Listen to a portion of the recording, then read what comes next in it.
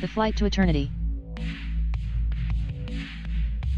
In fact, research into option endless life began after a plane accident. The following happened many centuries ago.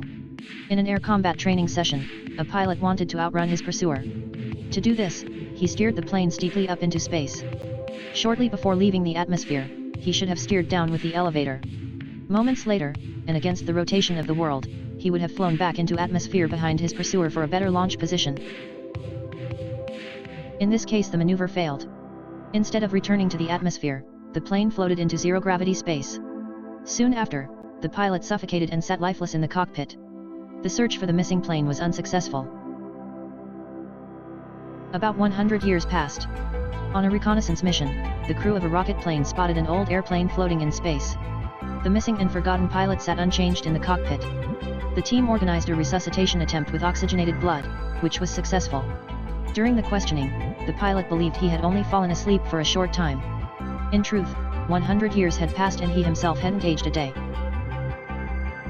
The natural phenomenon Holden, the lifeless storage in space and resuscitation with oxygen-rich blood became known to this community. They used this knowledge for the systematic study of life and death.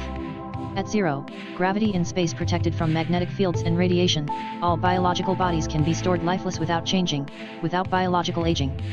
These bodies can be revived with oxygenated blood of the same factor and continue to live without disturbing side effects. Life and death research required a space station that was built in secret. Rocket planes flew their missions. At night, residents saw fire-colored trails in the sky. Scientists claimed glowing space rocks caused the lights, and called them meteors from the abbreviation MET orbit.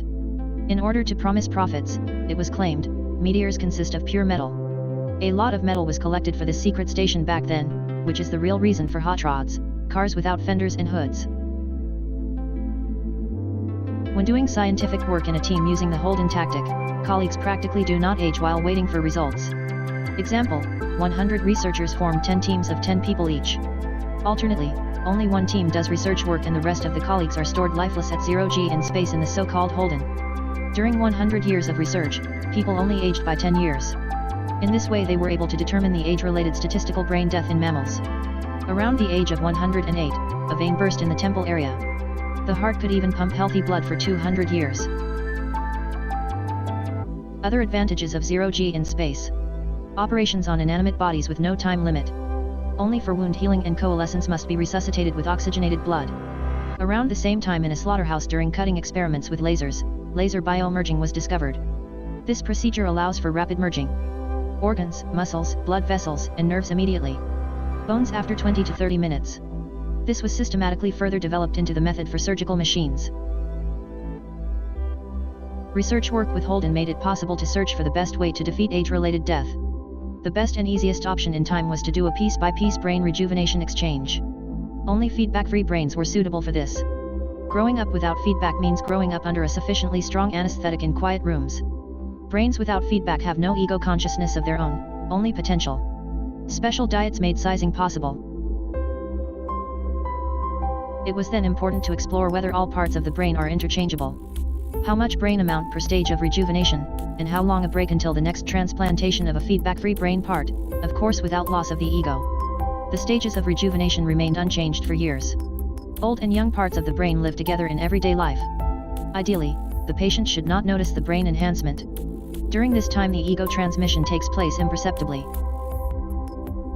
Sometime after about 90 years the whole brain was replaced. It was interesting that the test animals still mastered their training.